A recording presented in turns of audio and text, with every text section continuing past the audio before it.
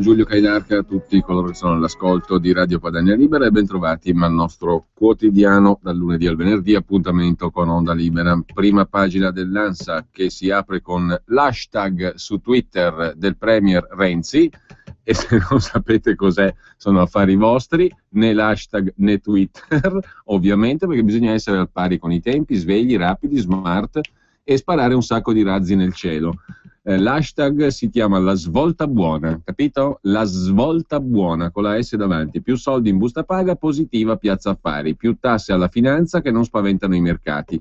Con il taglio, cuneo da 10 miliardi a 10 milioni di italiani. Non spaventano i mercati perché abbiamo capito che si va a grattare ai pensionati, ai correntisti e poco altro, cioè al popolo bue nella sua grande maggioranza. Entriamo subito in argomento, entriamo al volo in argomento perché questo sarà l'argomento della mattinata principale, cercando di fare anche i seri peraltro. Buonasera Renzi. Buonasera Renzi. Senta, negli ultimi giorni ha proposto le unioni gay, l'abolizione del Senato, rifare la legge elettorale e la riforma del lavoro. E non sembra un programma troppo impegnativo per Letta? Letta chi? No, vabbè, la smetta, Letta.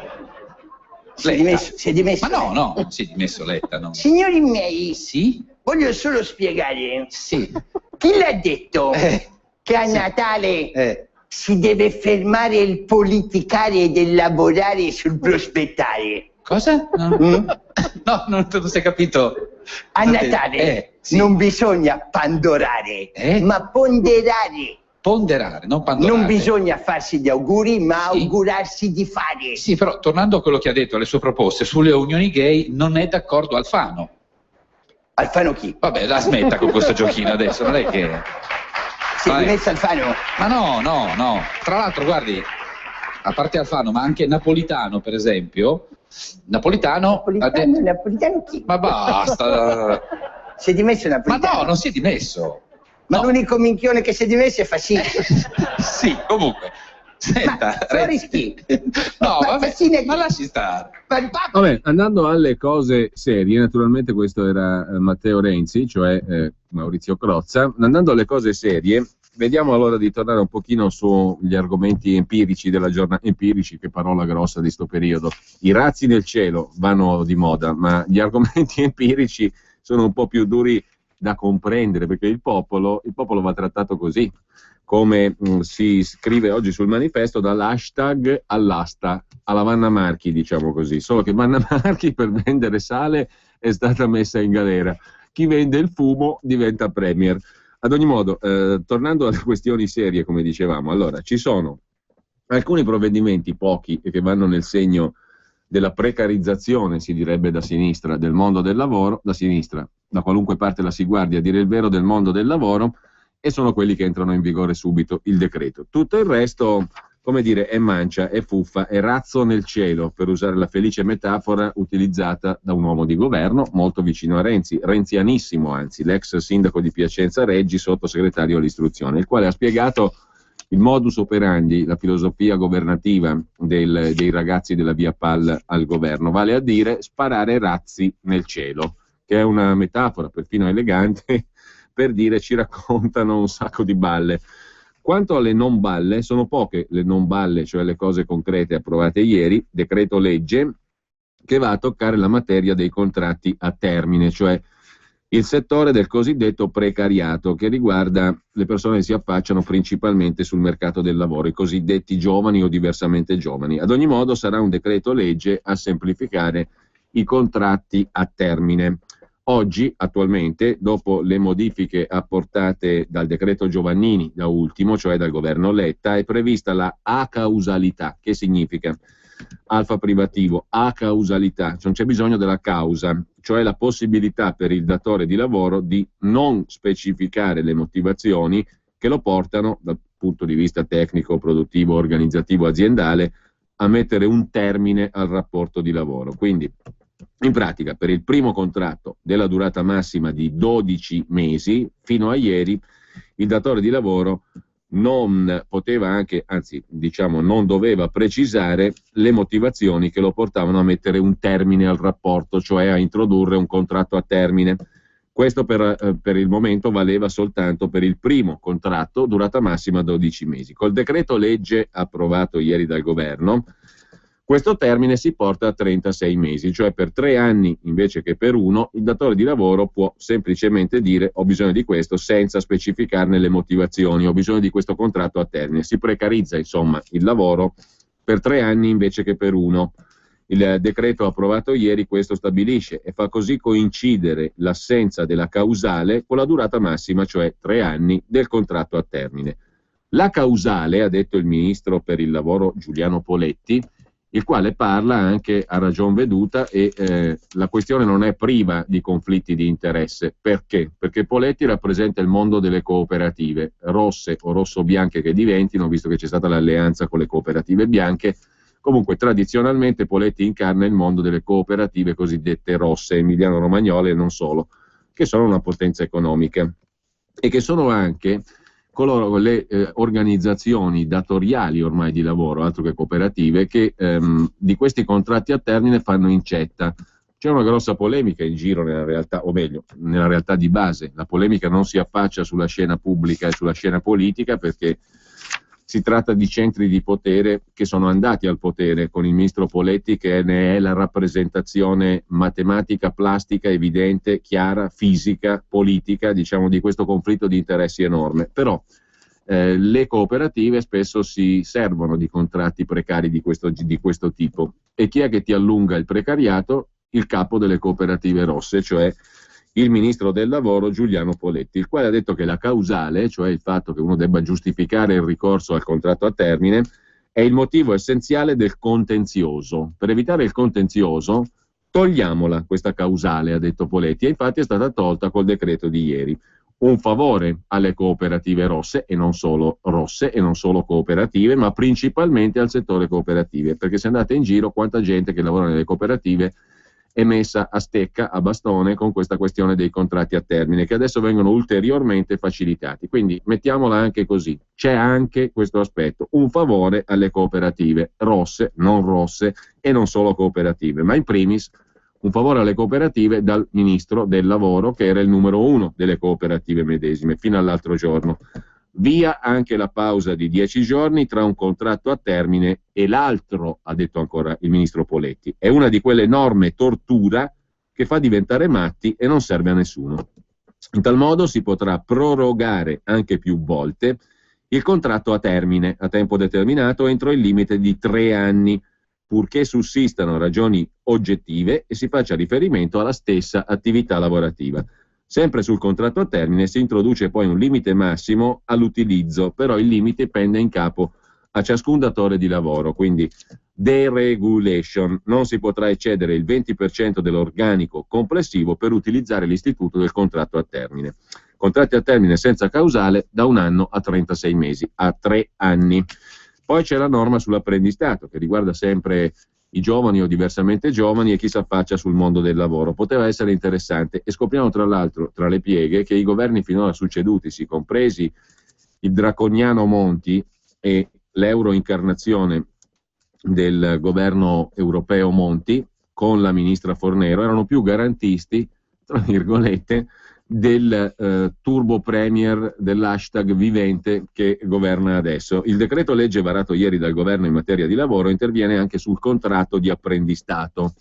Per i datori di lavoro, vedi alla voce anche Confindustria, oltre che alla voce COP del ministro Poletti, per i datori di lavoro il contratto di apprendistato dopo la legge Fornero era troppo rigido e quindi era diventato poco utilizzato dalle imprese. Invece l'intenzione del legislatore era quella di far diventare il contratto d'apprendistato il canale di accesso privilegiato dei giovani nel mondo dell'occupazione.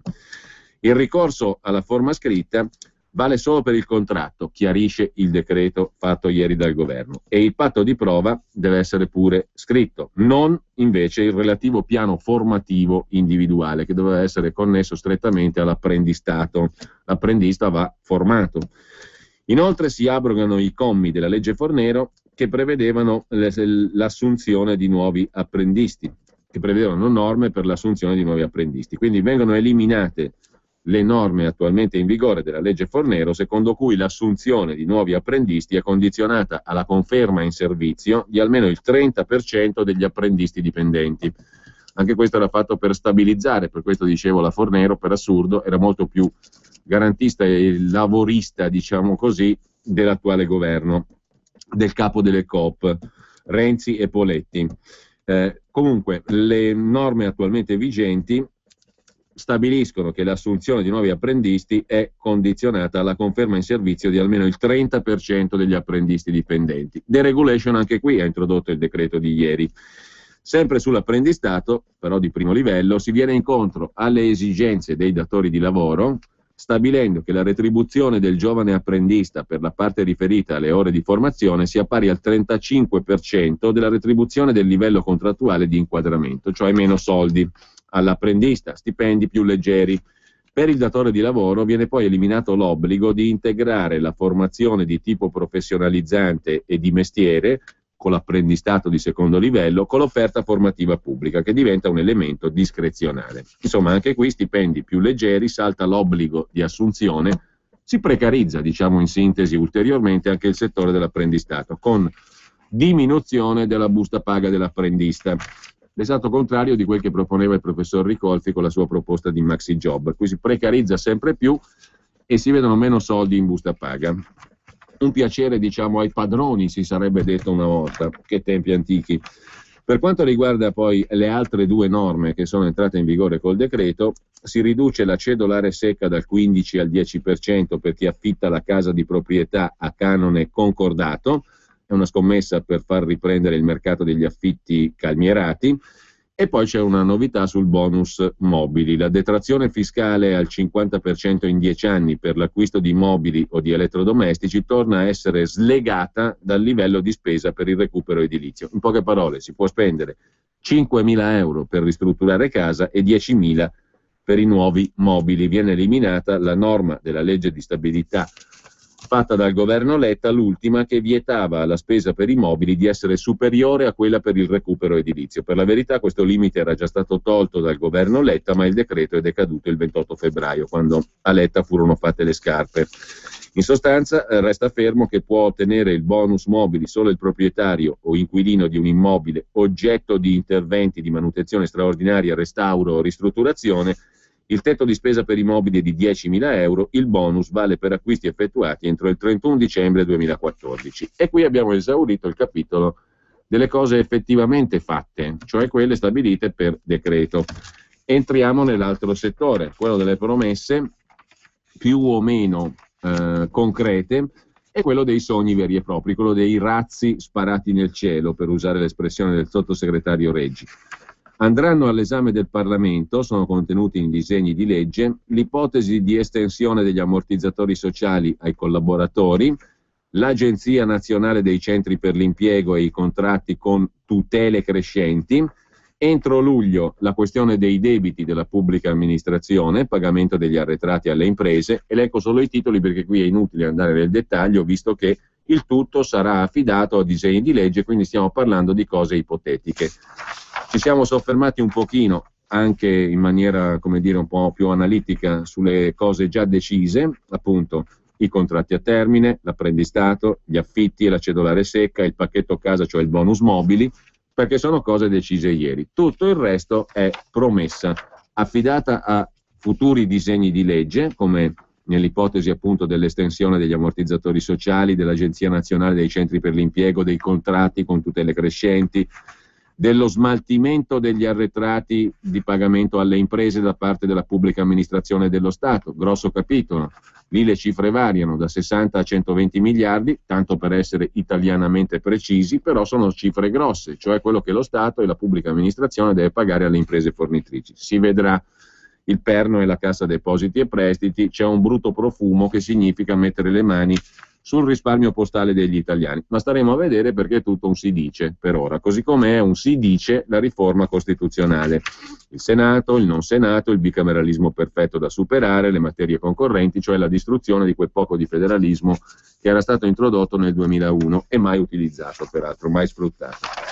Così come sono progetti solo annunciati, ma appartenenti ancor più decisamente di quelli che abbiamo appena elencato al mondo dei razzi sparati nel cielo, anche i progetti di scambio dello sconto IRAP con le rendite finanziarie, cioè l'imposta sulle attività produttive da diminuire per fare un favore alle aziende e nel contempo aumentare la tassazione delle rendite finanziarie. Però qui abbiamo capito che anche i conti correnti saranno toccati, si profila un Giuliano Amato 2, la vendetta, e anzi il rincaro. Questo si vedrà perché appartiene proprio solo agli annunci. La busta paga più pesante, cioè il famoso sconto IRPEF da 10 miliardi, anche questo allo stato attuale, dopo la Vanna Marchiana conferenza stampa di ieri, è puramente un progetto, quindi ne parleremo quando si vedrà qualcosa di concreto. Le coperture finanziarie non esistono, è un termine che non esiste nella Fantasilandia dei ragazzi della Via Pal. La bolletta energetica da diminuire per le piccole e medie imprese è un altro progetto fantasilandico. E per quanto concerne la scuola e l'edilizia scolastica, anche qui siamo nella Fantasilandia, e siamo nella Fantasilandia certificata dal sottosegretario del settore all'istruzione Reggi. Razzi sparati nel cielo. Vedremo che colore assumeranno almeno i razzi e stiamo ad applaudire col naso all'insù. Per quanto riguarda il lavoro, c'è il Sole 24 Ore che oggi fa un lavoro utile a proposito di lavoro giornalistico, cioè mette appunto in fila le cose fatte ieri, quelle 4 che abbiamo detto, le cose affidate a futuri disegni di legge, quindi con un grado di aleatorietà, e proprio i razzi veri e propri sparati nel cielo italico, cioè le promesse, tra le quali quelle che invece fanno titolo di oggi, come se fossero cosa fatta, i 10 miliardi in meno di sgravio IRPEF. Per il momento non c'è nulla, se neanche il razzo, a dir la verità. Cioè forse il razzo sì, ma è un razzo verbale, fa poca luce per chi ha occhi per vedere. Mentre sul lavoro si sofferma anche il quotidiano cattolico Avvenire, contratti a termine liberi è l'essenza, precarizzazione, liberalizzazione, deregulation è la vera sinistra, 500 miliardi per il no profit, perché è la vera sinistra che arriva dal mondo democristiano cattolico, quindi 500 miliardi per il no profit per tenersi buoni anche quelli lì, tra virgolette. L'obiettivo è il sussidio universale, l'addio alla cassa in deroga, ma quelle sono ancora promesse. Il Jobs Act si divide in due, secondo Avvenire. Arrivano per decreto i contratti a termine più liberi e l'apprendistato semplificato, che significa, come abbiamo detto, meno soldi in busta paga all'apprendista, più libertà per il datore di lavoro, mentre un disegno di legge delega imposta per i prossimi mesi la riforma degli ammortizzatori sociali, il riordino dei contratti e delle norme sul lavoro. La scelta ha rassicurato i sindacati. Quindi perché i sindacati hanno detto ok? Perché è tutto rimandato, si discuterà, si vedrà e ci sarà tutto il tempo per fare anche l'interesse dei sindacati.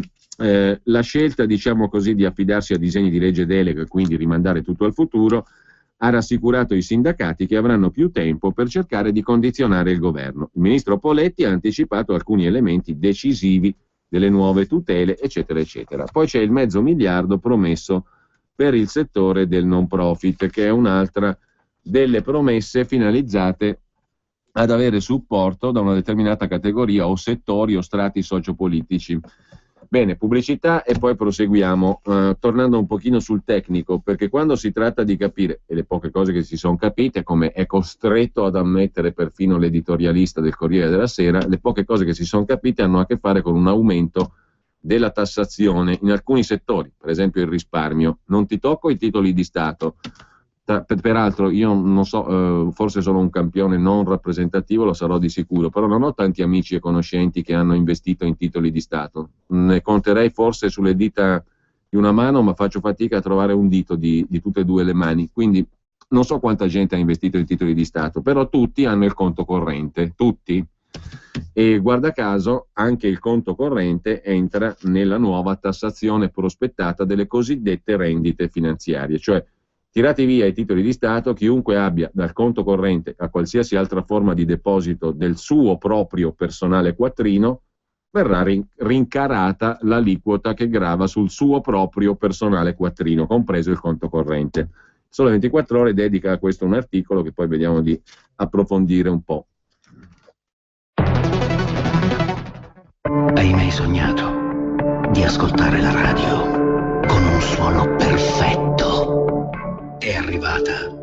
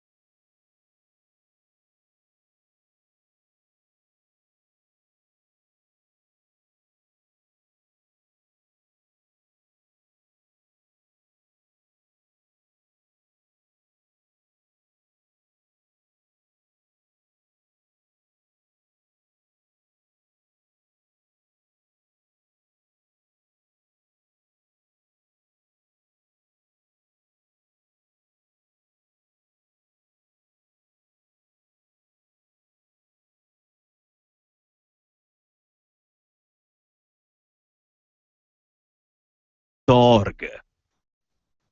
Signori miei, sì? con me la sinistra non darà più messaggi negativi. Sapete perché? Perché?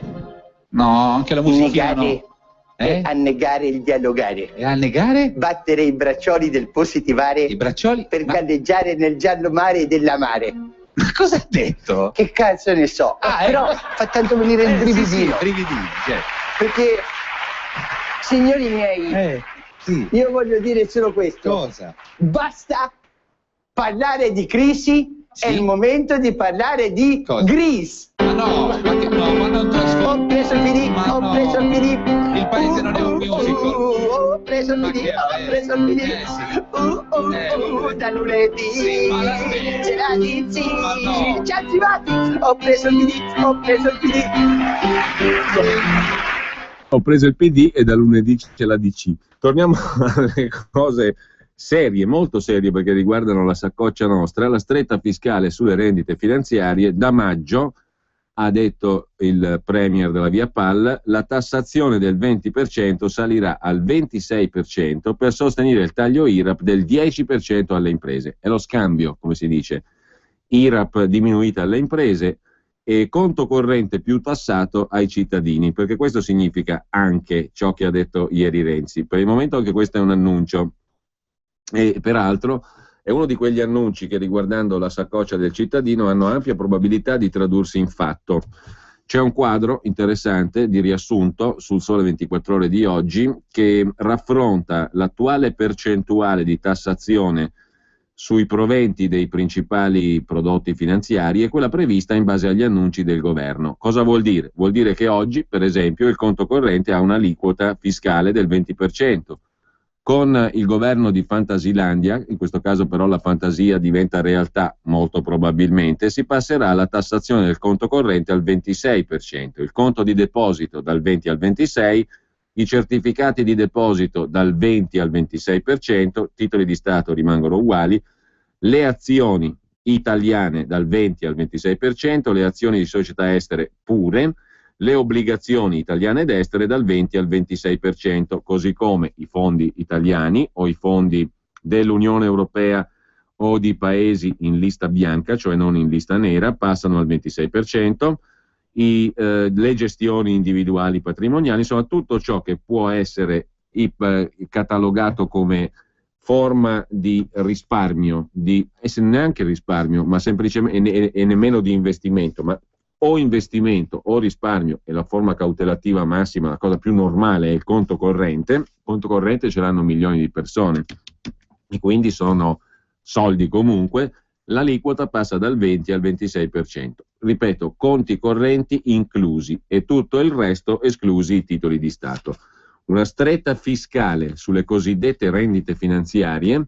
Peraltro, definire rendita finanziaria un conto corrente è una roba da prendere la pistola e sparare in fronte, metaforicamente, si intende, a chi pronuncia un'aberrazione simile, perché io vorrei capire in che cosa consista la rendita finanziaria di un conto corrente. Il conto corrente costa, punto e basta, non è che ti rende finanziariamente, è solo un costo, non è una rendita finanziaria. Per di più il conto corrente ha un bel vantaggino, che è distribuito, ce l'hanno milioni di persone, quindi si può fare un ragionamento di massa alzando le tasse sul conto corrente. Dal 20 al 26% passa l'aliquota di tassazione. Con tanti saluti naturalmente a Fantasilandia, perché questa qui diventa un'ipotesi molto molto concreta. Eccetto i titoli di Stato, mettiamola così, tutto il resto verrà colpito dall'aliquota del 26%. Punto e basta. Per garantire uno sgravio, neanche l'eliminazione di una tassa assurda come l'IRAP, ma uno sgravio del 10% del costo del lavoro IRAP pagato dalle imprese. Questo è l'annuncio di ieri. Semplicissimo, aumenta la tassazione. Il commento del Sole 24 Ore con Salvatore Padula si intitola Prove di scambio fra prelievo fiscale e, tra virgolette, tagli.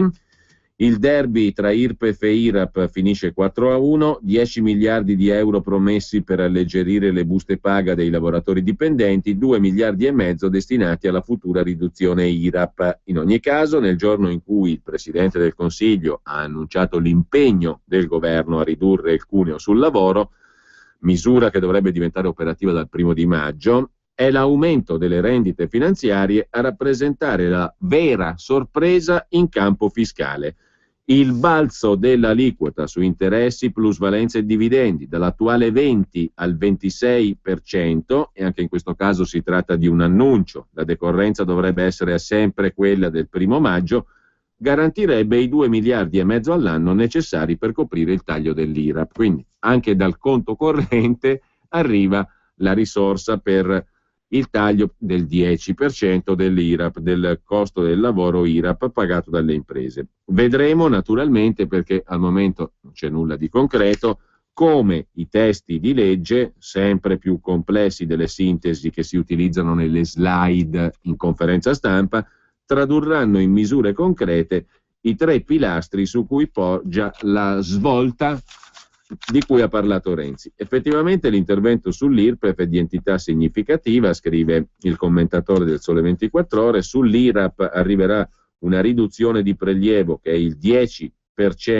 dell'imposta pagata dai soggetti privati, e poi c'è questa novità sulle rendite finanziarie. Il discorso qui è molto complesso, scrive Salvatore Padula sul Sole 24 Ore.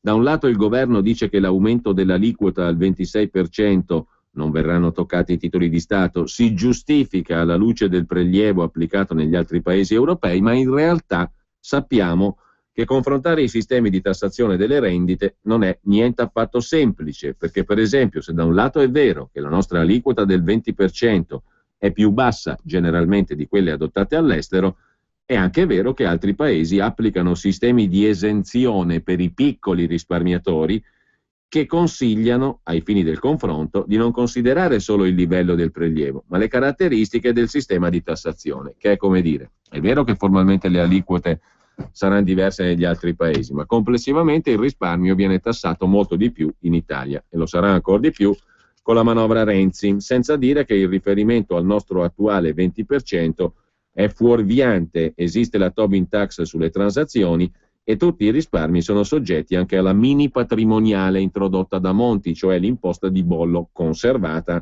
da Letta e da Renzi. Quest'anno è arrivata allo 0,2%, cioè già paghiamo più sui risparmi degli altri paesi europei, ne pagheremo ancora di più, perfino sui conti correnti, definiti rendite finanziarie. Ora veramente grida vendetta definire rendita finanziaria il conto corrente, ma la sintesi è che ci pagheremo sopra più tasse.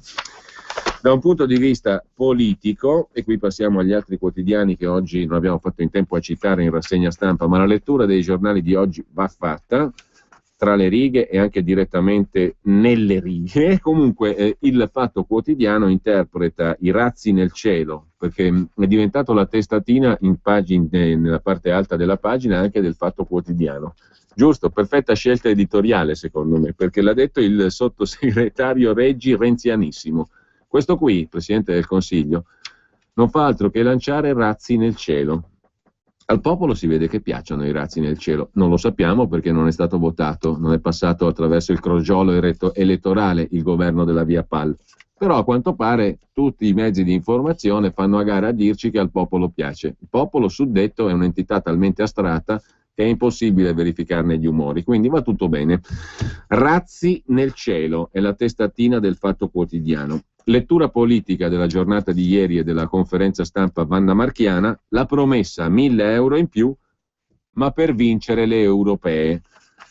Renzi ammette, per il 1° aprile non gli famo, ha detto Renzi in romanesco, nonostante una notte di insistenza con i tecnici, i soldi arriveranno a maggio dopo il voto, ma in tempo utile per farne una promessa. Dal 1° maggio, si vota il 25 di maggio. Se non passa la fine del bicameralismo muore anche la mia esperienza politica, ha detto Renzi, da Camusso una inattesa apertura, che ha capito la Camusso che tutto è stato rimandato alle calende greche, quel che interessa a lei. Poi dargli un'altra tosatina ai conti correnti, al sindacato, alla CGIL non dispiace, e una tosatina ai pensionati definiti ricchi nemmeno. Ricchi sono coloro che hanno 2.500 euro all'ordi al mese di pensione. Vi potrei dire che le tasse le tagliamo dal 1° maggio perché dire il 1° d'aprile sembrava un pesce d'aprile, però vi dico la verità, non gli famo, ha detto il Presidente del Consiglio, istrionico lo definisce il Fatto, energico e di sfondamento. Un Matteo Renzi che risponde così a chi in conferenza stampa gli chiede perché non taglia l'IRPEF dal 1° aprile come aveva annunciato. Volevo farlo, ma sono stato respinto con perdite. Non ci sono i tempi tecnici, bisogna modificare le buste paga. Sono 20 anni però che si annuncia di abbassare le tasse, uno le abbassa e fateci pure le pulci, ha detto il signor Premier. Al di là delle pulci, scrive Wanda Marra sul Fatto Quotidiano, il problema è elettoralmente serio e il Presidente del Consiglio lo sa benissimo. 1.000 euro in più all'anno in busta paga per 10 milioni di lavoratori sono un annuncio a effetto, una promessa mirabolante e sono anche una misura evidentemente portatrice di voti e di consensi. Cosa cambia dal 1° aprile al 1° maggio? Che il 25 maggio ci sono le europee, il primo vero test elettorale del Premier segretario, che si gioca tutto, se va bene è ossigeno per il governo e per il futuro, se no l'inizio della fine. Per essere una vittoria il PD deve prendere il 30% e da lì in su. Bersani alle politiche arrivò al 25,4, guai andare sotto. Gli stipendi arrivano il 27 del mese, dunque 1° maggio significa in realtà 27, come ammette lo stesso Matteo Renzi. A chi ha dubbi suggerisco di aspettare il 27 maggio per vedere santommasianamente se i denari ci sono. Non a caso, mentre ieri Renzi lavorava sui dossier economici, Lorenzo Guerini, portavoce della segreteria del partito, stava al Nazareno, nella sede del PD, a lavorare sul partito, prima di tutto per le liste delle europee, poi altre questioni locali minori. Insomma, sintesi del Fatto Quotidiano, la promessa 1.000 euro in più per vincere le europee. Intanto, sempre nel PD, i dalemiani si sono attaccati al carro di Renzi e Berlusconi. Questa è un'altra lettura politica di Fabrizio D'Esposito sul Fatto Quotidiano. Tra le zone Flaminio e Prati a Roma, il dalemismo da lobby di Claudio Velardi, che non abita più a Palazzo Grazioli, e nella sede di Reti, questo è il nome della società di Velardi, si festeggia il lancio de Il Rottamatore. Il Rottamatore è un nuovo sito di comunicazione di colui che fu uno degli uomini di Massimo D'Alema a Palazzo Chigi, Claudio Velardi, che aggrega vari siti renziani, diciamo così. Claudio Velardi è euforico per la conferenza stampa del Premier. Uno spettacolo mondiale, dice Velardi, la conferenza di ieri. Uno show assoluto. Berlusconi non è nessuno in confronto a Renzi. Tradotto dal napoletano, Berlusconi non è nessuno. In confronto è un venditore dilettante, ha detto Velardi. Tra lui e Renzi, tra Berlusconi e Renzi, c'è la stessa differenza che passava tra l'ambulante che girava il paesino con il megafono e il venditore della Stan Home. Velardi parla con due giovani che gli sollecitano la madre di tutte le risposte. Claudio, ma la sostanza c'è? Risposta. Ma che è sta sostanza? Dice Velardi. Velardi a 60 anni smaschera ed esalta il renzismo al tempo stesso. Conferma che la sostanza non conta e l'Under 40 arrivato a Palazzo Chigi è il punto d'approdo naturale del dalemismo duro e puro. È una dinamica interessante questa sottotraccia che ha colto il Foglio, che ha colto il Fatto Quotidiano, cioè, in poche parole, D'Alema e i suoi uomini sono perfettamente inseriti nella nave renziana, fino a mettere il sigillo più importante, il ministro dell'economia, che è uno dei cardini di qualsiasi governo, è un dalemiano, punto e basta. E ci sono tantissimi altri sottosegretari e viceministri che rispondono a D'Alema. Sotto il profilo del marketing, il Fatto Quotidiano intervista anche la mass mediologa Giovanna Cosenza, presidente del corso di Scienze della Comunicazione a Bologna. Ma quale discorso americano forse di qualche decennio fa, dice la mass mediologa. Con tutti quei cartelli sembrava uno spot di Lidl, il supermercato low cost. Siamo lontani dal marketing applicato alla politica, era tutto molto ostentato, esagerato, sembrava piuttosto un discorso da meeting aziendale, ma non recente, degli anni '80, perché oggi le slide sono molto curate. Le slide di Renzi c'era il pesciolino rosso, c'erano i cantieri, insomma, le slide sono le diapositive che ha fatto scorrere col suo telecomandino. Le slide di oggi sono molto più curate. Guardate la grafica, colori sgargianti, scritte maiuscole, corsivi, tutto abborracciato, ma l'intera conferenza è stata così, dice la mass mediologa intervistata dal Fatto Quotidiano. Oltretutto molto pedagogica. Renzi parlava in modo semplice, poi si è fermato e ha detto: penserete che faccio discorsi tecnici, e ha cominciato a semplificare ulteriormente. I giornalisti erano allibiti. Non parlava a loro, questo è chiaro. Lui parlava alla gente a casa, come ha fatto al Senato e alla Camera, come fa sempre. Per questo ha usato quelle slide che ricordavano il volantino di un supermercato, anzi di un discount. Compra questo, qui c'è il 3x2 e l'altro è in offerta. Analogie con Berlusconi? No. Berlusconi era diverso, come tutti i grandi venditori, non dava l'impressione di essere lì a vendere. Oggi però è diverso, la gente è rimasta scottata dal grande venditore, fa più attenzione, sa cos'è un prodotto civetta e sa che un dépliant pubblicitario è fatto per vendere. Alla fine la gente lo giudicherà sui fatti, sulla capacità di mantenere le promesse, conclude ottimisticamente la massmediologa. C'è a proposito di letture politiche, da citare naturalmente anche la prima pagina del manifesto, ma facciamo un'altra pausa seria, va là. Matteo Renzi, questo è il governo del fare o del farò? Guardi, questo governo pensa solo a durare, ma tu non devi durare. No, tu devi fare. Io non voglio aspettare, voglio fare. Non devi esagerare col durare dell'aspettare che devi fare. Cosa? No, questo era il divagare del fare. Quindi? Perché la sinistra deve sapere dare del tuo alla crisi, deve dare un colore alla paura, deve prendere l'ansia a braccetto, dice vieni andiamo a fare una cena insieme. Ma cosa sta dicendo? Il mio pensiero politico racchiuso in un morbido cuore di cioccolata. Che cos'è quello? E questi sono i Renzini, è facile, tu lo sfasci e c'è il Renzino, no? C'è il pensiero Renzino, per esempio il diavolo fa le pentole, ma non i cuperlo. I Renzini. 40% di niente, 30% di baricco, un velo, ma proprio un velo di sinistra e un cuore morbido di cioccolata. I Renzini, le praline dell'ovvio. Attenzione, può contenere tracce giovanotti del fare. Maurizio Crozza, presente. Cosa dite? Ce la facciamo una bella confezione di Renzini, che a quest'ora sono utili anche per tappare il buco nello stomaco. A proposito invece di commenti, dicevamo, le praline del nulla. A proposito di commenti, andiamo in prima pagina sul manifesto per vedere come da sinistra, dal quotidiano comunista, viene inquadrata la giornata di ieri.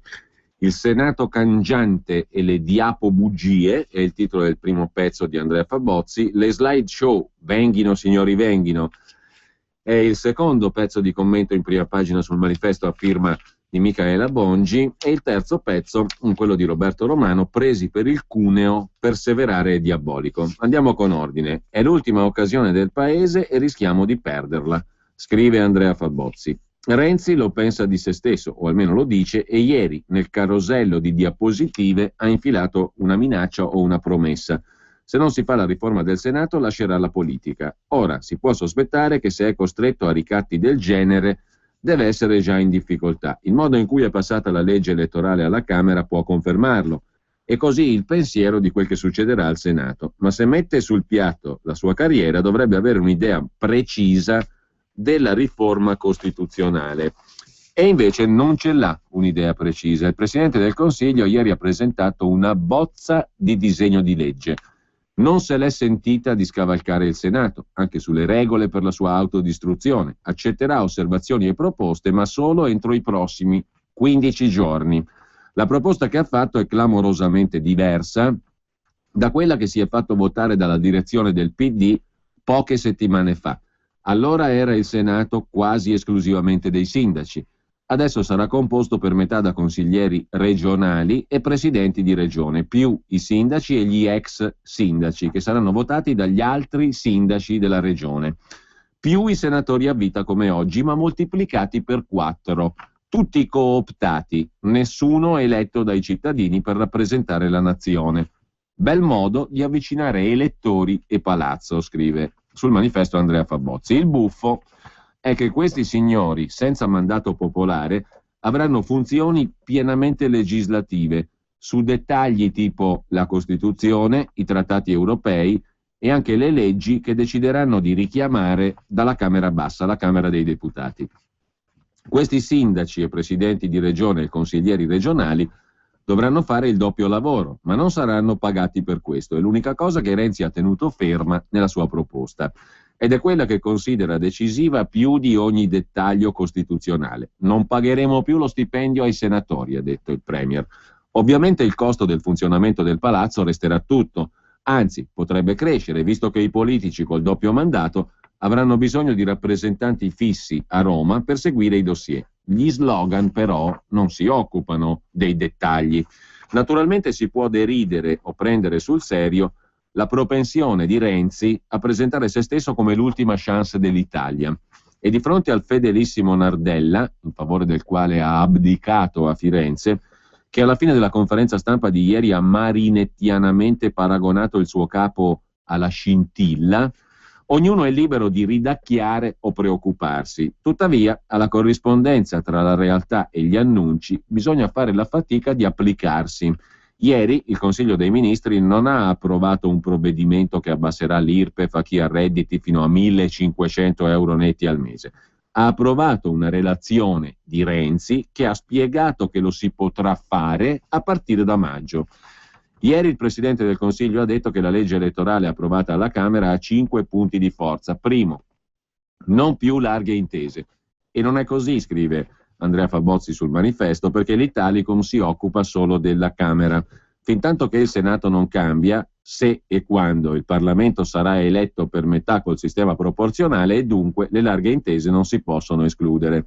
Secondo, chi vince governa per 5 anni, ha detto Renzi. Impossibile garantirlo, obietta il giornalista del Manifesto, a meno di non stravolgere la Costituzione, vincolando l'eletto per sempre al suo Premier. L'esperienza del maggioritario dimostra il contrario. Le coalizioni si sfaldano a partire dal giorno dopo le elezioni. Terzo, ha detto Renzi, i candidati saranno legati al territorio.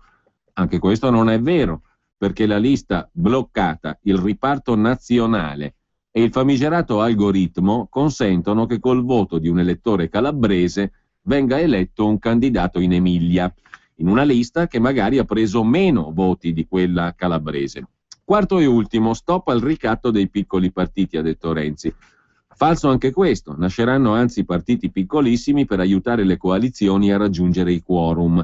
E intanto sono stati proprio i franchi tiratori dei piccoli partiti ad avere salvato l'Italicum alla Camera. In cambio hanno ottenuto di non dover raccogliere le firme per presentarsi alle elezioni. Infine Renzi ha detto: se avessimo già abolito il bicameralismo perfetto, avremmo già in vigore la nuova legge elettorale. Sarebbe una disgrazia, visto che si tratta di una legge pessima, conclude Andrea Fabozzi in prima pagina sul Manifesto, ma forse è solo un'altra bugia. Senza la promessa di correzioni al Senato, anche i cuor di leone del PD avrebbero votato contro. Il secondo commento, dicevamo, intitolato, fra virgolette, Venghino, signori venghino, è quello di Micaela Bongi. Un televenditore? Un imbonitore? Un piazzista? Facile a dirsi, talmente facile che Matteo Renzi ci gioca, annunciando l'asta che si terrà dal 26 marzo al 16 aprile. Comprereste un'auto usata da quest'uomo? Forse no, ma vendesi auto quasi nuove colore blu è scritto sulla slide, sulla diapositiva che Renzi fa vedere ai giornalisti. E poi l'economia svolta, la politica svolta, il lavoro svolta, è scritto su 3 cartelli che sembrano già pronti per la campagna elettorale, commenta Micaela Bongi. È tutto una svolta nel parlare di Renzi, perfino che l'Italia guiderà l'Europa nel prossimo semestre europeo. Viene annunciato qui, in bianco su sfondo azzurro, come se fosse una notizia, e dovrebbe essere presa come tale. È il messaggio, perché un'altra scritta in giallo, come il giallo del caschetto da operaio che spunta in basso a destra, ci promette che l'Europa cambierà, ma prima dobbiamo cambiare noi. La rapidità è tutto, lo sprint è quello che conta, parlare subito, in fretta, perché il tempo di Matteo, il velocista, è accelerato, e se il Consiglio dei Ministri è andato per le lunghe più del previsto, si deve offrire la sensazione di recuperare anche quelle poche decine di minuti per raggiungere speditamente l'obiettivo. I social poi, i social media per il giovane Premier sono imprescindibili, e la prima indicazione è quella dell'hashtag, modificato ieri mattina, non più la volta buona, ma La svolta buona, si cambia verso, naturalmente. Le slide, quelle no, non farebbero parte del campionario del venditore di fatti, ma la prima conferenza stampa nella sede del governo ha bisogno di una scenografia e lo spirito della Leopolda e delle primarie mica può essere appannato dalla ritualità del palazzo. E poi le slide del primo presidente del Consiglio under 40 non sono mica quelle professorali di un Monti, per dire. Qui si gioca tutto su grafica e slogan e sul cambiare verso anche ai concetti e ai luoghi comuni della crisi, quelli che Renzi aborre. I compiti a casa, ce lo chiede l'Europa, sono le scritte sui cartelli che il Premier lascia scorrere con un click, mentre riversa sui giornalisti in sala stampa le sue decine di progetti, idee e novità. Numeri certi, numeri vaghi che siano, non importa, figurarsi, perché eccitato Renzi illustra anche al pubblico sintonizzato da casa il suo primo pacchetto di provvedimenti con l'aria di chi vuole, non di chi vuole meravigliare come un illusionista, ma di chi è lui stesso meravigliato dalle opportunità che finalmente si dischiudono. Tutto deve suonare nuovo. I compiti a casa sono quelli che fa una bambina china sul quaderno, sulle pagine piovono riccioli castani nella slide, nella diapositiva. Ce lo chiede l'Europa significa non tagliare, ma sbloccare 3 miliardi di fondi europei. C'è talmente tanto da dire, lo diranno anche altri ministri come Lupi e Poletti, che per rimarcarlo vengono elencate anche le riforme di cui non parliamo oggi, è il titolo di un'altra diapositiva. Una per tutte quella in base alla quale il manager pubblico non può guadagnare più del Presidente della Repubblica. Se ne riparlerà più avanti, ma l'effetto annuncio è assicurato. E c'è una frase chiave, conclude sul manifesto Micaela Bongi, che Renzi ripete per dare concretezza al suo hashtag. Continua a dire Renzi, per la prima volta. E come sua prima volta in conferenza stampa a Palazzo Chigi, lo show può dirsi riuscito. Ma Matteo Renzi deve correre davvero se non vuole farsi raggiungere dal fantasma del campione degli show, Berlusconi, di spettacolo in spettacolo, sempre più tristemente uguale a se stesso. Terzo commento sul manifesto, presi per il cuneo, perseverare è diabolico, è quello di Roberto Romano in prima pagina sul quotidiano comunista. Errare è umano, perseverare è diabolico. I provvedimenti annunciati da Renzi ricalcano provvedimenti di governi di centrosinistra, Prodi e di centrodestra. La prima riduzione dell'IRPEF è di Berlusconi, tutti sanno come è andata a finire. Se allora c'era qualche giustificazione per la limitata conoscenza degli effetti macroeconomici in generale e di produttività sul sistema produttivo in particolare, oggi questi provvedimenti hanno il sapore diabolico della malafede. La denuncia di Renzi: per anni abbiamo aumentato le tasse, oggi ci impegniamo a diminuire le tasse sul lavoro lasciando nelle tasche dei cittadini 80 euro in media. E Confindustria e sindacati se ne facciano una ragione. Volendo ragionare, il più grande datore di lavoro del paese, la pubblica amministrazione, ha bloccato i salari del pubblico impiego per 3 milioni di lavoratori. Cominciasse a fare il suo mestiere di datore di lavoro, cioè rinnovare il contratto del pubblico impiego. Inoltre, l'aumento del reddito conseguente sarebbe economicamente più efficace se concentrato, manifestando un moltiplicatore di gran lunga più alto rispetto all'estensione del provvedimento a 10 milioni di persone. In realtà Renzi sta veicolando l'idea che la crisi italiana è solo una crisi da eccesso di tasse. La riduzione delle tasse farà ripartire il paese. Ma peraltro questo è stato solo annunciato, non altro che annunciato. Sulla legge elettorale poi conclude Massimo Villone, ma qui siamo su un altro capitolo. In prima pagina, sempre sul manifesto, Berlusconi batte Renzi 4-1. La legge elettorale peggiore possibile e lo scontro sulle quote di genere nasconde a stento la realtà. Dal manifesto però passiamo a Panorama, il settimanale oggi in edicola, perché intanto c'è da citare un dettaglio sul nuovo socio dell'imprenditore più renziano che c'è, Oscar Farinetti e la sua Italy, il banchiere d'affari Giovanni Tamburi.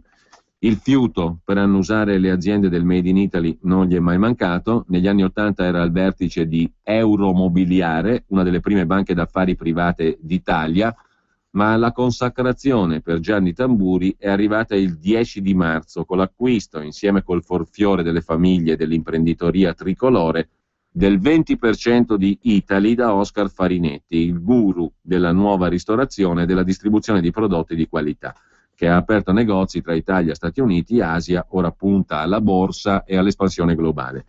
Un timing perfetto anche per la consacrazione politica di Tamburi, il nuovo socio di Farinetti, vista la vicinanza di Farinetti al premier Renzi, che ha chiesto invano al patron di Italy di entrare a far parte della sua squadra di governo. Una partita, quella del banchiere Tamburi, da 120 milioni di euro, giocata contro colossi del calibro di Louis Vuitton e del fondo del Qatar, che rafforza il ruolo di TIP, Tamburi Investment Partners, società di investimento fondata da Tamburi nel 99, uno dei salotti buoni dell'imprenditoria italiana, dove siedono fianco a fianco i Ferrero della Nutella, gli armatori d'Amico, gli amici di Monsignor Scarano, riciclatore per conto loro secondo la procura, i big del farmaceutico Angelini, i leader del packaging Seragnoli e i Lunelli dello spumante Ferrari, oltre a Carlo De Benedetti, guarda un po', uno degli amici di Renzi, con cui Tamburi divide le gioie e soprattutto i dolori della società di investimento MEC, Management e Capitali. Nel 2009 finì al centro di uno scontro tra i due soci per la conquista della cassa, la MC. Intanto gli azionisti della TIP sono sempre più ricchi e già pregustano la quotazione di Italy in borsa, una scorpacciata da 1,5 miliardi per i gonzi che sottoscriveranno le azioni, ovviamente. Ma Panorama si occupa di quello di cui ci stiamo occupando anche noi stamani, cioè della questione delle tasse alla fin fine, della questione dei conti pubblici, delle cifre, dei numeri. Grazie Renzi, ma siamo in credito di 38 miliardi, le manovre fiscali di Mario Monti e di Enrico Letta 2014 compreso. Benvenuto il taglio delle imposte, peccato che sia modesto se paragonato alle mazzate già subite dagli italiani, pensionati in prima fila a partire dal 2011, e in agguato ci sono altri prelievi fiscali su case e risparmi, perché oltre a quelli annunciati ieri, cioè sui conti correnti e su tutto tranne i titoli di Stato, ci sono naturalmente anche le tasse sulla casa che cominceremo a sperimentare e quelle sulla spazzatura, sui rifiuti che cominceremo a sperimentare già da quest'anno, tanto per dirne una, oltre alle addizionali regionali e comunali. Sulla questione dei conti, il settimanale Panorama si sofferma in uno degli articoli centrali di centropagina sulle promesse di Renzi, che se anche dovesse tagliare di 10 miliardi, insomma ce ne hanno imposti 38 fra i governi Monti e Letta di tasse in più. Quindi come la mettiamo? Più di colore ma interessante da leggere, piacevole da leggere come sempre, il pezzo di Andrea Marcenaro, sempre su Panorama, che se n'è andato a Pontassieve, il comune dove vive Matteo Renzi. Erano convinti di conquistare il comune gli amici di Matteo e invece no. La cittadina toscana dove vive il premier ha appena scelto come candidata sindaco Monica Marini, bersaniana, che per soli 13 voti ha battuto alle primarie il candidato renziano, perché l'ex primo cittadino di Firenze qui non vince e non convince più. Il racconto appunto è quello di Andrea Marcenaro, l'autore dell'Andreas Version in prima pagina sul Foglio. Lo striscione "Auguri Presidente" penzola ancora giù dalla facciata nobile di Palazzo Sansoni Trombetta, sede del comune di Pontassieve, e i pontassievesi sorridono come se da dietro lo striscione fosse partita l'ultima strombettata ai nuovi Sansoni rimasti senza chiome. I nuovi Sansoni sono gli amici di Matteo Renzi, convinti fino a ieri di trovarsi a un passo dal conquistare il paesone dove il premier risiede. La Dalila, che ha rapato il Fabbrini sul filo di lana, è invece una minuta ragazza bersanian-cuperliana, assai timorosa di perdere nel paesone del nuovo striscione e che invece le primarie di Pontassieve le ha vinte, per cui farà il sindaco. Tutto a Pontassieve è PD. Sono PD i figli dei democristiani, mal sopportati ospiti dai tempi dell'Ulivo, i quali, comprensibilmente, non vedevano l'ora di prendersi in un colpo solo comune e PD. E lo sono i figli moderni dei comunisti, storici padroni di casa, intenzionati a non mollare l'appartamento di famiglia ricevuto in eredità. 4.099 votanti alle primarie su 20.000 anime, roba che manco la Bulgaria dei tempi gloriosi. Superiamo i 3.000 votanti ed è fatta, diceva alla vigilia Giancarlo Bracaglia, braccio destro di Fabbrini, il candidato di Renzi, ex margheritino di lungo corso e di freschissima fregola, scrive Marcenaro. Superati i 4.000, il più fatto di tutti adesso è lui, per 13 schede di scarto, maledettissime. Lo spirito del vecchio partito tiene nel paese di residenza di Renzi. Ma vediamo anche due letterine scritte da lettori, in questo caso di Italia Oggi, sulla giornata di ieri. Da Milano il signor Igor scrive: la Costituzione insegna che il Presidente del Consiglio è primus inter pares e che il governo è organo collegiale non monocratico. Le conferenze stampa dovrebbero rappresentare questo principio. Non è dunque ammissibile che un Presidente del Consiglio parli da solo, in piedi, ogni tanto chiedendo informazioni sui dati più ostici al fido sottosegretario Del Rio, a detta di tutti il vero Premier, per poi lasciare spazio alla vera conferenza stampa. Questo linguaggio sarà innovativo, ma non è compatibile con la nostra Costituzione, scrive il signor Igor. Da Roma c'è un altro lettore, Carlo, che sempre su Italia Oggi fa un altro tipo di osservazioni. Mi diceva mia madre: tu di matematica non hai mai capito niente. Secondo me però non sono il solo. Anche il Premier Matteo Renzi qualche problema deve avercelo. È convinto di avere 20 miliardi a portata di mano. Ho qui l'elenco, ha detto ieri. 7 miliardi è quello che si può ottenere attraverso la spending review di Cottarelli. 6,4 miliardi è la differenza fra il 2,6% tendenziale del rapporto deficit-PIL e il 3% che è il vincolo europeo. 3 miliardi è il dividendo dei bassi tassi di interesse, causa spread basso. 1,6 miliardi arrivano dalla maggiore IVA per i pagamenti alle imprese, 2 miliardi dal rientro dei capitali. Al Ministero dell'Economia Padoan è saltato sulla sedia, scrive il signor Carlo da Roma. E io dovrei trovare le coperture finanziarie per uno che spara questi numeri? E pensare che questi miliardi, pochi mesi fa, non c'erano, quando si è fatto scattare di un punto di IVA in più. Ma a quei tempi la matematica aveva ancora un significato. A proposito di matematica e di numeri, in prima pagina su Libero c'è il prosieguo dell'articolo di Giacomo Amadori sul caso Carrai. Marco Carrai è uno dei più stretti collaboratori di Renzi ed è anche il piccolo Mastrapasqua, l'abbiamo chiamato così perché abbiamo scoperto che siede su una pluralità di poltrone di consigli di amministrazione, dalle banche agli aeroporti alle società finanziarie. Ci scrive il consigliere dell'ex sindaco di Firenze Carrai a Libero oggi e spiega parte del mistero dell'attico. Pagavo io l'affitto a Matteo, su di me falsità, l'ho ospitato per amicizia, dice Marco Carrai, che si rivolge a Maurizio Belpietro, egregio direttore. Tra le numerose informazioni imprecise e inveritiere degli articoli di Giacomo Amadori di martedì e ieri, trovo scritto che C&T Cross Media avrebbe ottenuto nel 2013 una fornitura dai musei fiorentini senza bando pubblico, cioè senza gara. La notizia è stata ripetuta ieri con un titolo che induce il lettore a credere che gli appalti li ottenesse direttamente Carrai, altra falsità, con l'aggiunta che la fornitura sarebbe stata aggiudicata senza evidenza pubblica. Si tratta di informazione falsa. L'associazione Museo dei Ragazzi, incaricata di seguire il servizio di audio-videoguida multimediale del Museo di Palazzo Vecchio, ha ufficialmente eseguito un'indagine di mercato, individuando 5 aziende alle quali è stato chiesto di presentare un'offerta, tra esse Cross Media, società nella quale non avevo alcuna carica e a cui non partecipavo, ed è stata ritenuta la migliore. Sono state pertanto eseguite le procedure del codice dei contratti pubblici. Quanto all'affitto di via Alfani, a me intestato, regolarmente registrato, l'ospitalità che ho dato a Matteo Renzi, amico da anni, gli ha consentito di mantenere appoggio e residenza a Firenze durante la sua funzione da sindaco. Sul contenuto e il modo in cui queste e altre informazioni sono state presentate negli articoli in questione, mi riservo di tutelarmi nei modi che riterrò opportuni, scrive Marco Carrai, lo strettissimo collaboratore di Renzi, al quale risponde il direttore Maurizio Belpietro. Gentile signor Carrai, la ringrazio per la cortese lettera. Da giorni il nostro Giacomo Amadori cercava di venire a capo della strana storia dell'appartamento in cui per qualche anno ha risieduto Renzi quando era sindaco di Firenze, purtroppo senza successo, perché né lei né altri, nonostante numerose telefonate, avevate trovato il tempo per rispondere. Adesso, grazie alla sua lettera, uno dei misteri intorno alla faccenda è chiarito.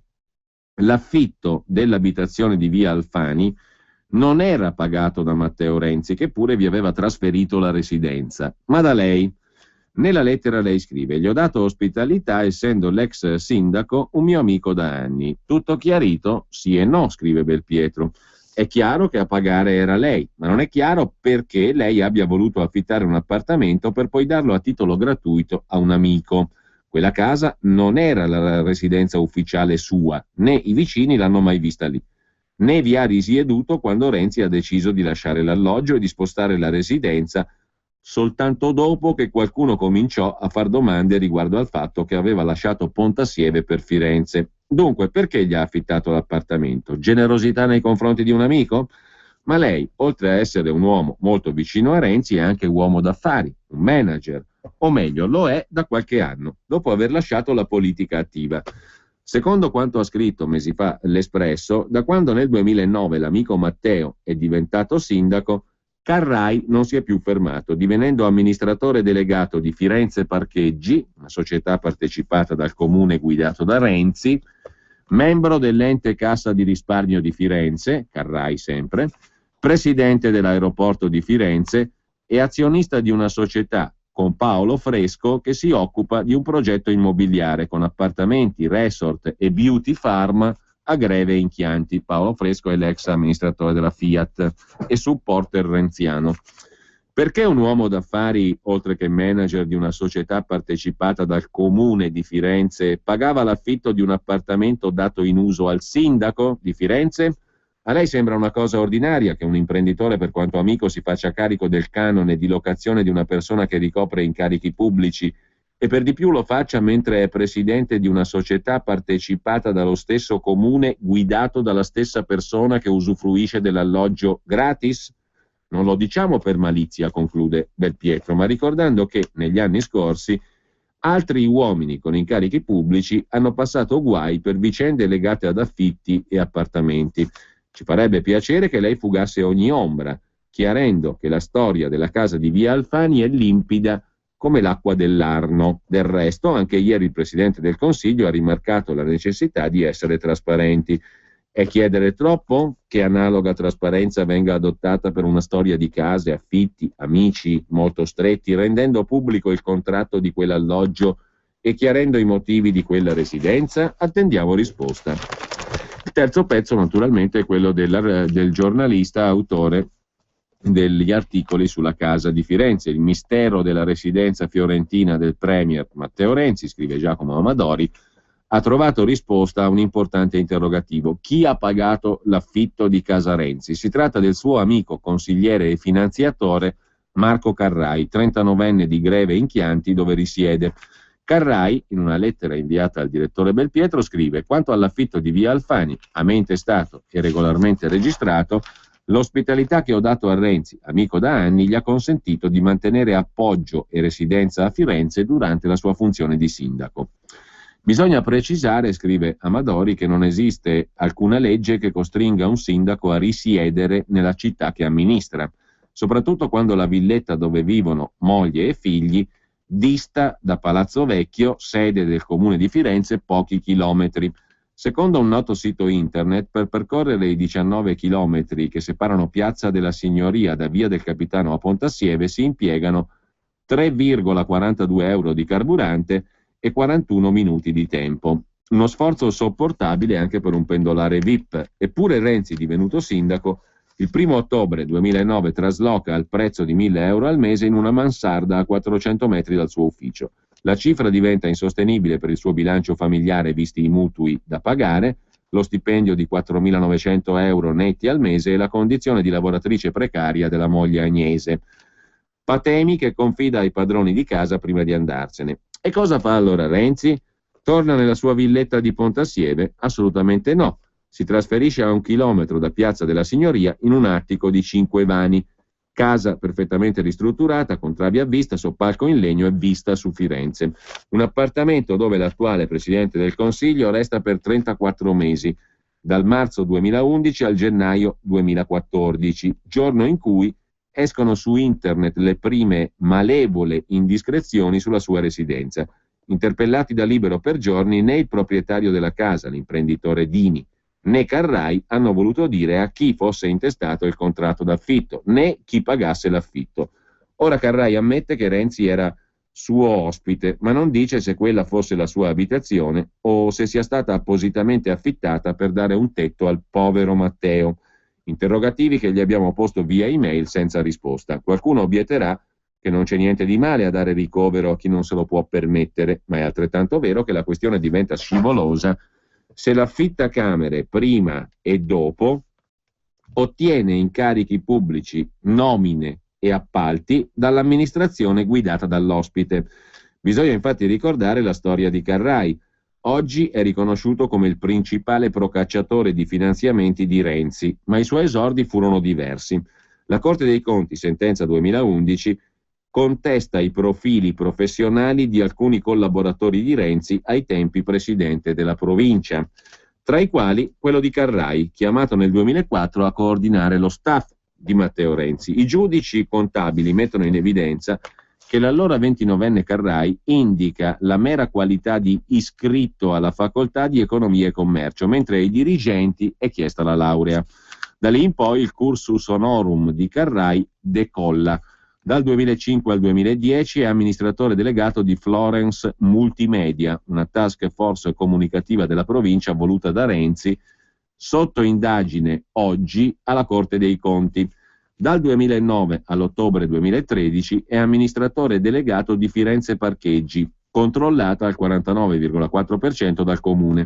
Nell'aprile 2013 Carrai diventa presidente dell'aeroporto di Firenze, nomina decisa dal Comune di Firenze. Carrai siede anche nel consiglio di amministrazione della fondazione dell'ente Cassa di Risparmio di Firenze, che nel 2012, tra le polemiche, ha investito 10 milioni di euro nei fondi di Algebris, la finanziaria gestita da Davide Serra, uno dei maggiori sponsor di Renzi nel mondo della finanza. Carrai fa anche parte del consiglio direttivo della Fondazione Open di Renzi ed è socio fondatore dell'associazione Noi Link, che ha gestito la raccolta fondi delle campagne elettorali di Renzi prima della nascita della Fondazione Open. E non basta. Marchino Carrai, dal 2010, è anche presidente della DNC, di cui detiene il 50% delle quote. Nel dicembre 2011 il Comune di Firenze decide di realizzare un servizio audio-video guida su tablet per il museo di Palazzo Vecchio. I funzionari del Comune individuano 2 strade per la gara. La prima attraverso i propri uffici, la seconda, più facile e veloce, attraverso l'associazione Museo dei Ragazzi, presieduta dall'ex dipendente della Florence Multimedia, Matteo Spanò. La Florence Multimedia che era stata amministrata proprio da Carrai stesso. L'associazione, invece di indire una gara con bando, chiede un preventivo a 5 società, possibilità peraltro prevista dalla legge. A inizio 2012 vince la CNT Cross Media, controllata al 51% dalla DNC di Marco Carrai e Federico Dalgas.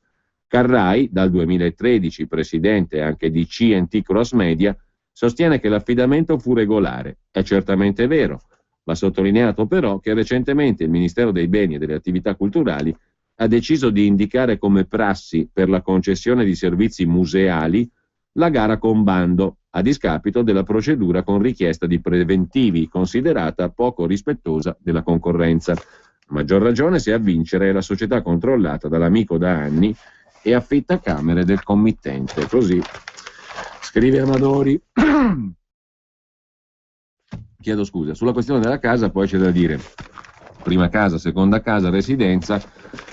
Questione dell'IMU. Qualche vantaggiuccio? Punto di domanda. Per carità, dettagli, ma questo è. Sul resto non ce la facciamo, ma chiudiamo sempre con le cose serie. Chiudiamo con le cose serie. E con l'ultimo intervento di Renzi a Ballarò, se non ricordo male, sì. Buon ascolto, buon pomeriggio a tutti da Giulio Cainarca. Le parrucche ce l'ho, la testina, gli occhiali ce l'ho, la giacca è la mia. Bene, no ragazzi, ricordatevi, spegnete le luci perché sono ancora accesi, magari ricordatevi di spegnere anche la telecamera, di smontare tutto prima di andarvene, di andare. No, ma è accesa la telecamera?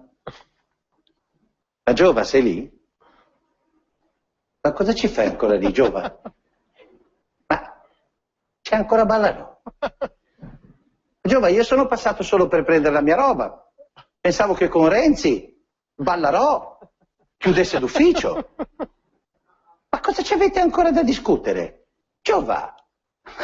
Che simpatico che è Giova. Giovanni fa tutto lui. Scusate, no, ma perché? Dunque Giova, oggi è passata la legge elettorale, domani abbassa le tasse, da venerdì col Job Act c'è lavoro per tutti, ma cosa state a fare lì? Allora, Giovanni, scusami, entro sabato finisce la TAV. La scava lui direttamente con le mani nude, mentre i bambini cantano la canzone dei 7 nani. Scavar, andiamo. Domenica dovrebbe fare, credo, la 4ª corsia sulla Salerno-Reggio Calabria. E lunedì nel tardo pomeriggio, verso le 6:15, credo, è l'orario delle 6:15, sconfigge la mafia. La mafia potrebbe slittare anche a martedì, perché c'è ancora un po' di resistenza in Parlamento. Però, cioè, basta, ha fatto tutto. Ma cosa ci fate ancora lì? Con Alemanno? Ma non ha più senso. Tu mi dirai, perché c'ha mai avuto un senso Alemanno? No, però... Ma Alemanno, che partito rappresenta oggi Alemanno? Ah no, che scemo. No, Alemanno rappresenta Fratelli d'Italia. Sempre a pensare ai parenti, Alemanno, No, Alemanno, sai Giove, Alemanno mi ricorda la parità di genere. Ogni tanto se ne parla, ma non conta una minchia. Comunque, oggi alla Camera è passato l'Italicum, senza parità di genere.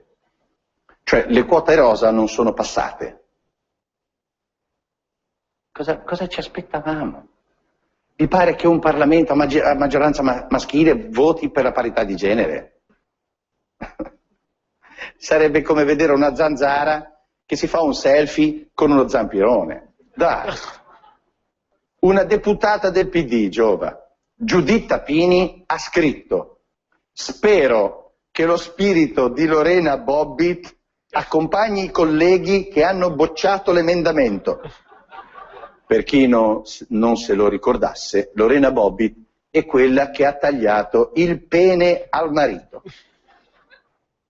Pensa come l'ha presa bene l'onorevole Pini. Siamo alla ghigliottina. Scusi Pini, ma non si può fare come Grillo che espelle soltanto, eventualmente. Sulla parità di genere è scoppiata la rivolta delle donne in Parlamento, si sono messe tutte in bianco, erano tutte vestite di bianco, tanto che Bersani ha visto tutte quelle donne vestite di bianco e ha pensato: porco boia ragazzi, sono di nuovo in ospedale. Tra l'altro, Giovanni, non so se l'hai visto, Bersani stamattina ad Agorà è andato giù pesante con Renzi. Ha detto che in Senato la legge elettorale dovrà cambiare e per spiegarsi, ve lo giuro che l'ha detto, io non riuscivo a credere alle mie orecchie, ha detto: ragazzi, c'è chi fa il latte e chi fa le uova, è quest'acqua qua. Ha detto così. Ma ti sembra un attacco a Renzi, Giova? A me sembra più la ricetta del budino. C'è chi fa il latte, c'è chi fa le uova, ci mette lo zucchero. La verità è che fare il segretario del PD è difficile. Nuoce alla salute. Bersani, che è un riflessivo, ha avuto un coccolone alla testa. Franceschini, che è un emotivo, ha avuto un colpo al cuore. Io mi chiedo, ma Renzi, che è un paraculo, cosa rischia?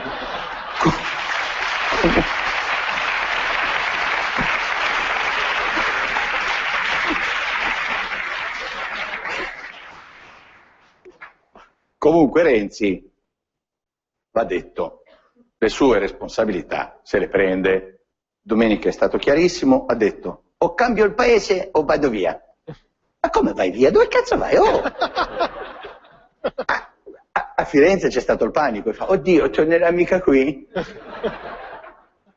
Scusa Renzi, ti sei preso il paese, o lo cambi o resti qui e ti becchi il merdone. E che cosa fai? È come se il tuo dentista ti dicesse: oh, mi scusi, credo di aver fatto un casino in bocca, le ho attaccato degli incisivi nel palato, adesso scusi, comunque me ne vado.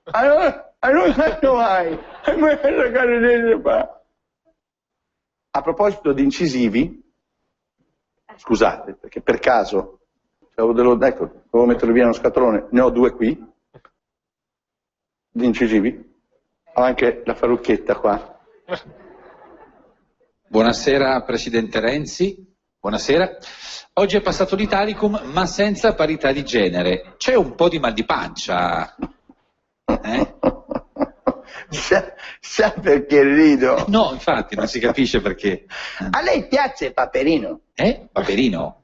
E Paperoga? Sì. Qui quale piace? Sì, ma cosa c'entra? Secondo lei, Walt Disney, Sì? nel fare i suoi capolavori, Eh. si è mai posto il problema della parità di genere? Ma cosa c'entra, scusi? Vede, Walt Disney diceva Sì. che la differenza tra un sogno e un progetto è che nel progetto c'è sempre una data. Una data. Nella politica del fare non è Sì. importante rispettare la donna, ma la data. Ma cosa dice? Cosa c'entra Walt Disney con la riforma? Walt con la- Disney ha fatto zio Paperone, Sì. non ha fatto mica zia Paperona.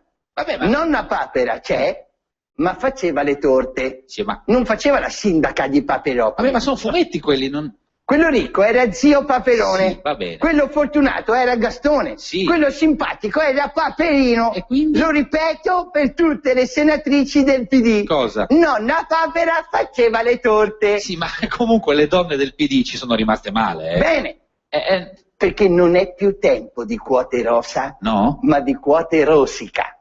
Vabbè, E se continuano a rosicare, ce ne faremo una ragione. Sì, però anche la Camusso sul Job Act si è arrabbiata. Ce ne faremo una ragione. Sì, però Vendola voterà contro. E ce ne faremo una ragione. Vabbè, Berlusconi però è molto deluso da lei. Oh cazzo, su che cosa? Su cosa? Su cosa? Su che cosa?